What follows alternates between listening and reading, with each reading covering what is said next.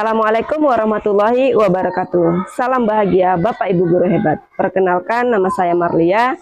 Saya adalah seorang guru kelas 4 SD Negeri 027 Tambusai Utara, Kabupaten Rokan Hulu.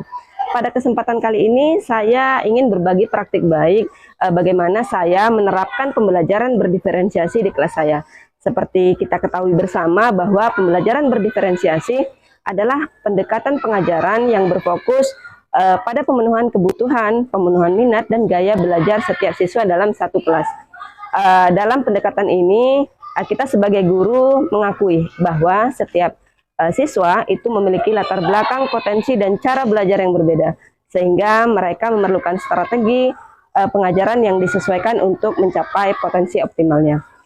Dalam pembelajaran berdiferensiasi, ada 3 aspek penting utama yang harus kita pahami, yaitu yang pertama adalah aspek konten. Nah, pada aspek konten ini, materi pembelajaran dapat disajikan dalam berbagai bentuk, seperti teks, video, atau praktik langsung untuk memenuhi berbagai gaya belajar siswa. Kita sebagai guru juga dapat memberikan tingkat kesulitan yang berbeda sesuai dengan kemampuan siswa kita. Kemudian aspek yang kedua adalah aspek proses.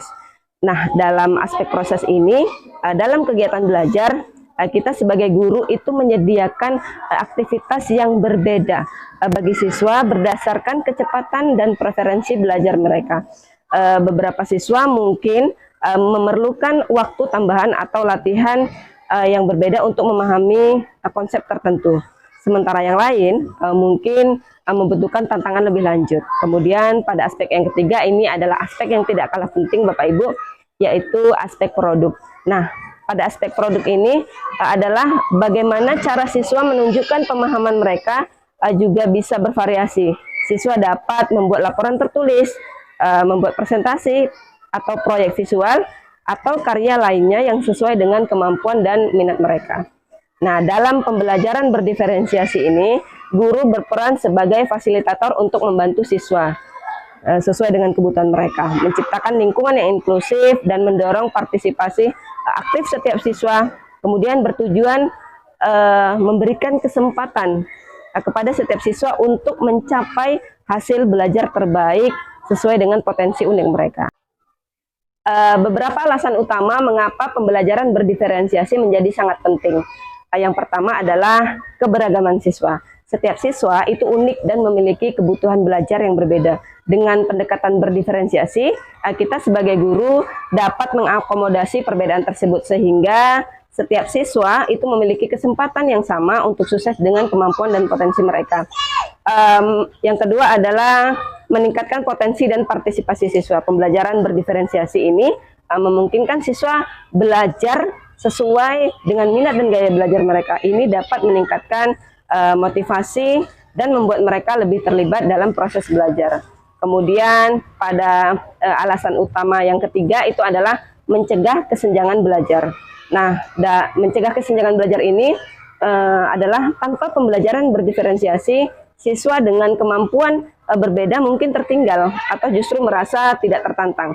Pembelajaran berdiferensiasi memberikan materi yang sesuai dengan kemampuan mereka, mencegah siswa yang lemah semakin tertinggal, dan siswa yang lebih cepat berkembang tetap merasa tertantang. Kemudian alasan utama yang keempat adalah mengembangkan keterampilan di abad 21. Seperti kita ketahui bersama, pembelajaran berdiferensiasi membantu siswa mengembangkan keterampilan yang relevan dengan kebutuhan abad 21. Kemudian yang terakhir, alasan utama yang terakhir itu adalah menghargai keberagaman dan inklusi. Pembelajaran berdiferensiasi juga menjadi pendekatan yang inklusif, menghargai perbedaan dan membantu siswa merasa diterima di lingkungan sekolah.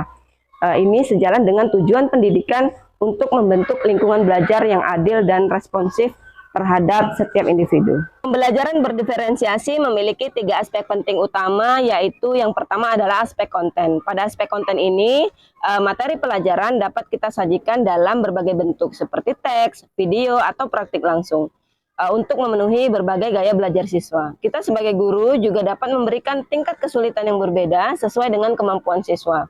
Nah, pada aspek yang kedua yaitu aspek proses. Pada aspek proses ini, dalam kegiatan belajar, kita sebagai guru itu menyediakan aktivitas yang berbeda bagi setiap siswa berdasarkan kecepatan dan preferensi belajar mereka. Beberapa siswa mungkin memerlukan waktu tambahan atau latihan berbeda untuk memahami konsep tertentu, sementara yang lain mungkin membutuhkan tantangan lebih lanjut. Kemudian pada aspek yang ketiga yaitu aspek produk. Aspek produk ini adalah bagaimana cara siswa menunjukkan pemahaman mereka juga bisa bervariasi. Siswa dapat membuat laporan tertulis, presentasi, proyek visual, atau karya lainnya yang sesuai dengan kemampuan dan minat mereka. Dalam pembelajaran berdiferensiasi, guru berperan sebagai fasilitator yang membantu siswa belajar sesuai dengan kebutuhan mereka, menciptakan lingkungan yang inklusif, dan mendorong partisipasi aktif setiap siswa. Tujuan utamanya adalah memberikan kesempatan kepada setiap siswa untuk mencapai hasil belajar terbaik sesuai dengan potensi unik mereka. Nah, di sini sebelum saya melaksanakan pembelajaran berdiferensiasi, saya telah melakukan asesmen awal pembelajaran. Asesmen awal pembelajaran yang saya lakukan yaitu dengan cara menggunakan tes diagnostik. Kemudian saya menggunakan wawancara atau diskusi awal dan menggunakan kuesioner minat dan gaya belajar. Nah, pada kuesioner minat dan gaya belajar ini, saya mengeksplorasi minat, gaya belajar, dan preferensi siswa. Misalnya, dengan menanyakan tentang topik yang menarik bagi mereka, atau apakah mereka lebih suka belajar dengan melihat, mendengar, atau melakukan sesuatu secara langsung. Setelah saya melakukan asesmen awal pembelajaran, saya menindaklanjuti hasil asesmen dan merancang strategi pembelajaran yang efektif dan sesuai dengan kebutuhan siswa. Kemudian setelah itu saya mengelompokkan siswa dalam kelompok belajar sesuai dengan minat dan gaya belajarnya. Setelah saya mengetahui kebutuhan siswa, kemudian saya menetapkan tujuan pembelajaran jangka pendek dan jangka panjang yang realistis dan spesifik untuk setiap kelompok atau individu. Setelah itu saya merencanakan kegiatan pembelajaran dengan penyesuaian berdasarkan data asesmen.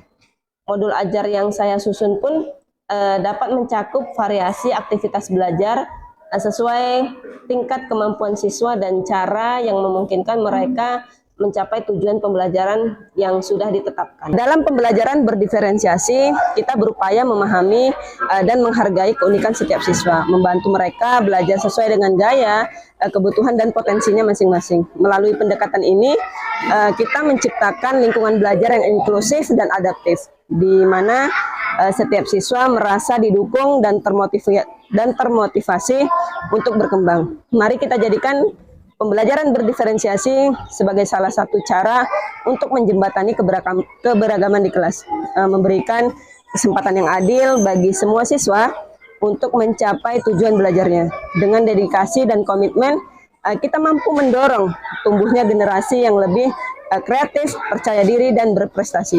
Terima kasih atas perhatian dan partisipasinya, serta semoga kita terus menginspirasi dan terinspirasi dalam upaya memperkaya dunia pendidikan. Wassalamualaikum warahmatullahi wabarakatuh.